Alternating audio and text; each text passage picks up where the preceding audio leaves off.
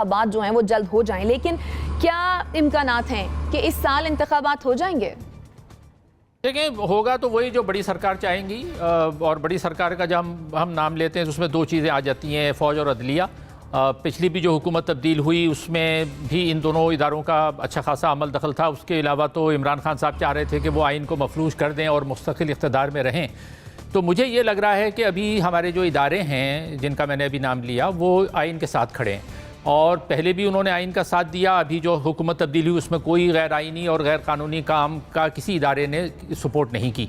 तो जो इंडिकेशंस या इशारे मुझे नज़र आ रहे हैं उसमें तो मुझे यही लग रहा है कि इलेक्शन का साल 2022 नहीं है, 2023 होगा। और ऐसा क्यों होना चाहिए? देखें, इस वक्त जो हुकूमत है, अगर आप 2018 के जो इलेक्शन के नताइज हैं उनको जहन में रखें तो उसके साथ भी गो के उसमें इल्ज़ाम लगाया गया कि धांधली हुई, उसके बावजूद भी पीटीआई को जो मजमूई वोट थे उसका सिर्फ 1/3 हिस्सा मिला था।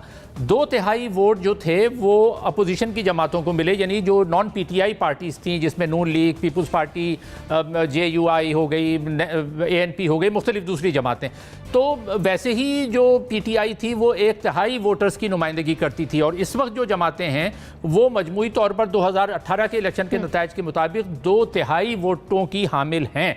इसका मतलब क्या है? इसका मतलब यह है कि ये अगर कोलिशन गवर्नमेंट या मखलूत हुकूमत कामयाब हो जाती है तो ये एक ज़्यादा बेहतर नुमाइंदगी कर रही है आवाम की, आवाम के 2/3 वोटरों की नुमाइंदगी कर रही है। तो उससे भी मुझे यही अंदाज़ा होता है कि अगर ये मखलूत हुकूमत आपस में लड़े नहीं, जिसका मुझे अभी इम्कान नज़र नहीं आ रहा, तो ये चलेंगे। तीसरी बात यह है कि जो इन्होंने आने के बाद अभी 1 महीना ही हुआ है, लेकिन जो इक़दाम उठाए हैं और जिन लोगों को मिनिस्ट्रीज़ दी हैं, देखें, अब इमरान खान की हुकूमत ने तो मुल्क को तकरीबन तबाही के दहाने पे पहुंचा दिया था। इसमें तो कोई शायद ही जो पीटीआई के बहुत स्ट्रॉन्ग सपोर्टर हैं उनके अलावा कोई दो राय हो नहीं सकती, चाहे वो खारजा पॉलिसी का महाज हो या दाखिला पॉलिसी का महाज हो या माशी महाज हो। तब हर मरहले पे उन्होंने जो है वो मुल्क को कोई पॉलिसी दे नहीं पाए। लेकिन अभी हम ये देख रहे हैं कि चंद हफ्तों के अंदर ही जो हुकूमत आई है, इन्होंने शहबाज शरीफ साहब ने जो गो के इन पे इल्ज़ाम लगाया जाता है कि जी ये पॉलिसी मेकर नहीं है, ये एक एडमिनिस्ट्रेटर हैं, या ये एक इनके बारे में कहा जाता है कि ये म्यूनिसिपलिटी के काम ठीक कर लेते हैं। भाई वो अगर ये भी कर लेते हैं तो वो तो ये भी नहीं कर पा रहे थे। ये तो उस लिहाज से फिर भी बेहतर है शहबाज शरीफ साहब के, इन्होंने जिनको वजारतें दी हैं। देखिए, खारजा पैमाने पर हम आइसोलेशन का या तन्हाई का शिकार हैं। बहुत अच्छा इंतखाब है, दोनों बिलावल भुट्टो जरदारी और हिना रब्बानी खर, इसके अलावा एहसन इकबाल इनके साथ हैं, शाहिद खाकान अब्बासी इनके साथ हैं, जिनको इन्होंने मिनिस्ट्री में मिफ्ता इस्माइल इनके साथ हैं।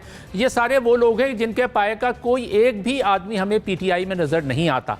तो इसका मतलब यह है कि ये तवक्का की जा सकती है कि ये हुकूमत अगर मुत्तहिद रह जाए तो 1 साल में ये बहुत बेहतर कारकर्दगी का मुजाहरा कर लेगी। तो मुझे कंक्लूड मैं बात को इसी पर करूंगा कि मेरे ख्याल में 2022 इंतखाबात का साल नहीं है और ना होना चाहिए। हम अफोर्ड नहीं कर सकते कि इतने अरब रुपए, सैकड़ों अरब रुपए मजीद इलेक्शन पे अब डालें। ठीक है, यानी आपके ख्याल में 2022 इंतखाबात का साल नहीं है और होना भी नहीं चाहिए। आपका पॉइंट आ गया। डॉक्टर ज़ैगम खान साहब, चले मान लिया कि हुकूमत इंतखाबात पर मान गई, टेक्निकली क्या